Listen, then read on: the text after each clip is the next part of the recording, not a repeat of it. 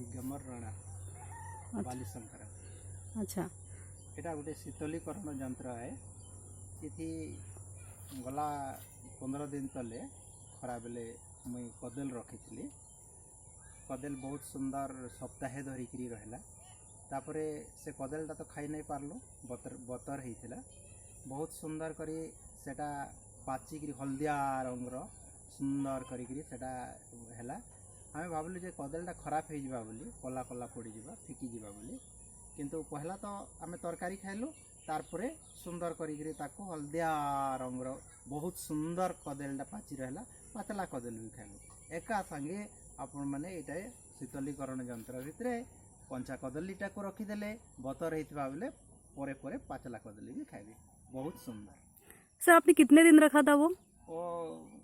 गोटे सप्ताह रखाई थिला।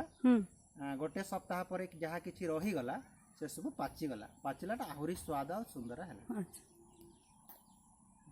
ठीक है, थैंक यू।